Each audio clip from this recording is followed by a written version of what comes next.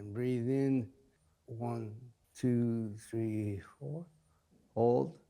1, 2, 3, 4, 5, 6, 7. And I'm breathing out. 1, 2, 3, 4, 5, 6, 7.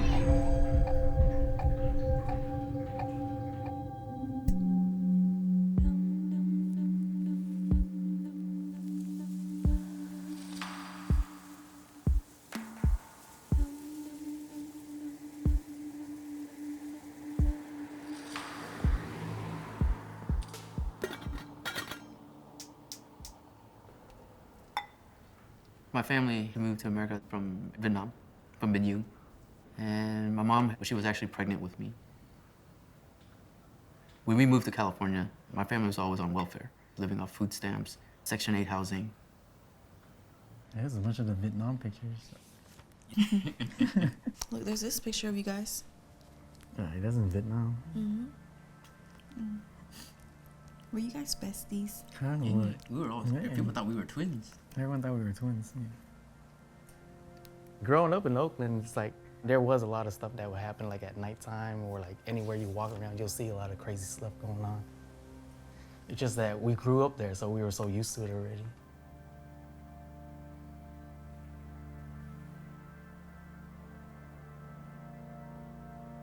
Can we talk about your father? So when my father left, he left when I was 9 years old. That evening, he attempted to kill my mom. I watched him take a knife out and threaten my mom to kill her. And I think at that age, I really wanted to stop him, but I was just too scared.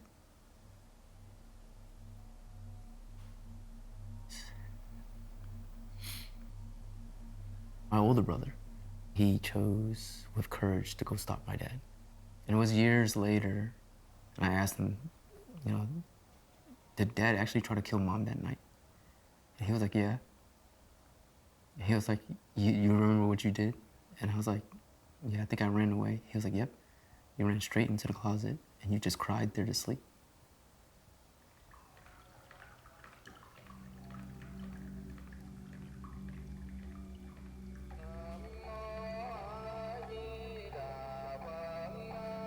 Can you talk about your family relationship when you say that you close with your mom? I grew up with a lot of resentment, a lot of pain, a lot of trauma, a lot of expectations that at that young age, I didn't know how to take on. The expectations of, hey, when you come home, it has to be an A+. When I brought home, anything less, I was ridiculed for it. And when I did bring home an A+, I thought it was worthy of my mom's praise. But I never got those praises.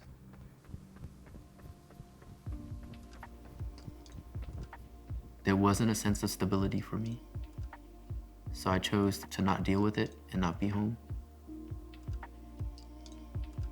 When I was in 8th grade, my older cousin had just got out of his group home. He was a gang member. I started hanging out with him more. I started hanging out with his friends more. I looked at what I actually wanted in that life, and I wanted the acknowledgement, I wanted the recognition that I never got at home. And I was finally getting it out in the streets. I fell in love with that feeling. I fell in love with being what I would label at that time a cool kid. I had friends that would tell me, stop doing what you're doing. You gotta look at where your future's going. But it didn't resonate with me at all. I felt like I knew everything.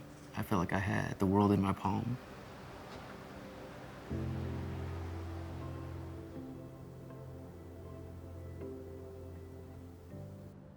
Can you talk about that party? We were at an after party. I was probably like 10 shots in, and I was also taking Xanax that night. And in the middle of that after party, my friend, he got into an altercation with somebody else from the party. And by that time, my mind was running wild. I was seeing threats where there was none. And I had told myself that I had to go do something about this, that I would have to act before somebody else does something. I decided to assault them. And in the process of me assaulting them, the person that came to save those two from me, in the process of saving them, I murdered them.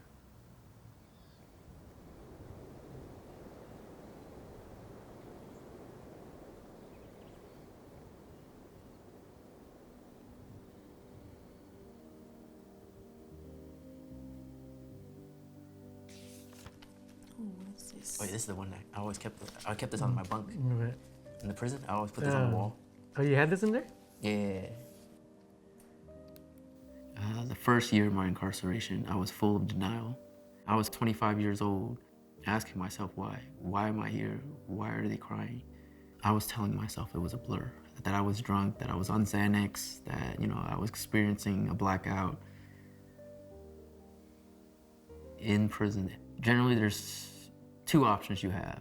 You're either gonna be a torpedo, which means somebody's gonna hand you a knife and you're gonna go on the next mission.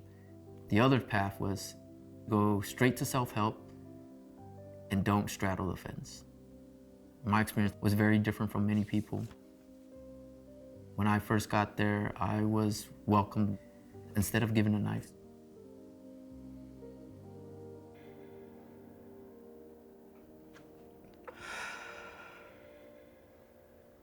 And do it one more time.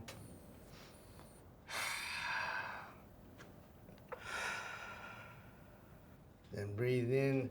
When I met Wesley, it was the very beginning of my incarceration. He had seen something in me that I hadn't seen in myself. He had chosen every single week to come visit me one-on-one. And every time I would walk into that little room that was 5 by 5, with only 2 chairs and a little table separating between the two of us, he would say, "I'm not here to judge you on your case. I'm not here to hear you about your case. I'm just here to sit and breathe with you."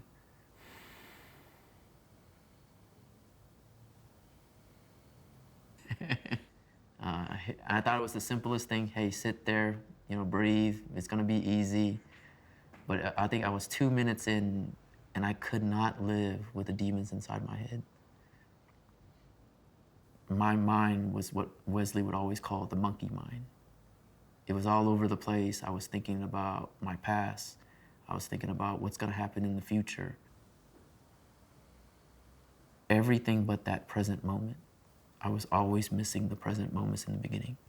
And then when you breathe out, say, let go. Let go. Breathe. Because I thank Wesley for being very patient, because it took that whole year of coming in every single week and just telling me, hey, just breathe for 20 minutes. It took me total probably 3.5, 4 years, and it was a process. When I really think about it, it was a process of accepting that I first had killed somebody. The last and final piece of it was to finally accept the label of a murderer. It was the hardest label.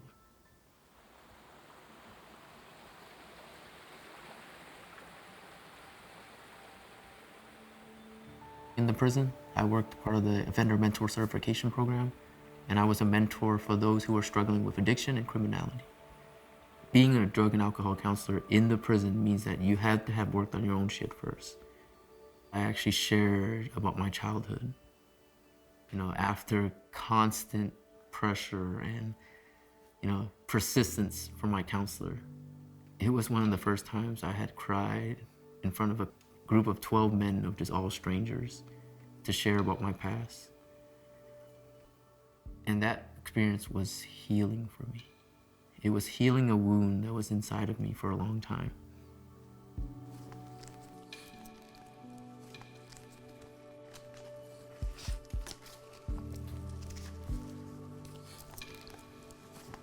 My mom is not the type to show affection. It was at a family visit at Solano State Prison. They finally came in, I hugged my brothers, I hugged my sister, and there was this awkward dance between me and my mom, where my mom was like, do I come in for the hug or don't come in for the hug? And finally, when she did, I felt a lot of my resentments towards her fade away. because that was like the first time my mom ever hugged me. So that was a very unique experience for me. Oh yeah, this is all some of my closest friends when I was in prison. You know, they're still some of my closest friends today. Nice. It's you. It's you. So Trung, I actually met him in the Santa Clara County Jail, and he became my cellmate. You. His journey is very inspirational for me. He was somebody who paroled from prison, and as soon as he got out, he knew exactly what he wanted for himself, and that was to give back to the community that he hurt. Nice. Woo! Hi everybody, my name is Tien. I'm with Family Bridges. Family Bridges, they had actually reached out to me while I was incarcerated, offering me a position. It is a nonprofit organization working to help immigrant families, limited English proficiency, homeless individuals, and as well as those who are formerly incarcerated. Helping somebody help themselves is really just being curious and being a role model of what empathy really looks like in real life.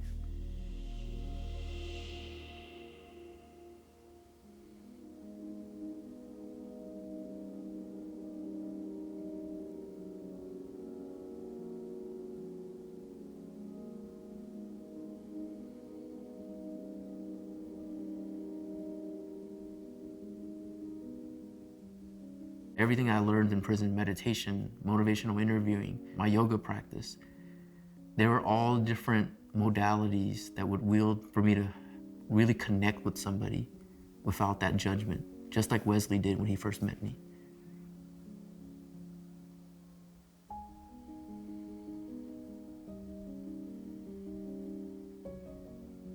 I keep in touch with over 60 inmates who are currently incarcerated, and I share with them the struggles that I've experienced since I've been paroled. And to help them really prepare when they're creating what they call parole plans. Because everything that we plan for in prison must be flexible.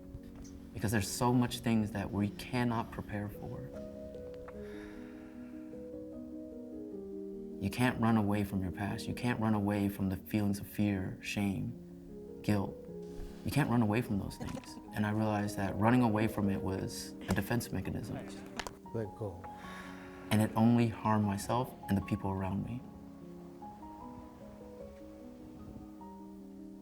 To be where I am today is because of each and every single individual that chose to support me and to be the heroes in my life that I needed in those specific moments. They are the heroes that helped lift me up today.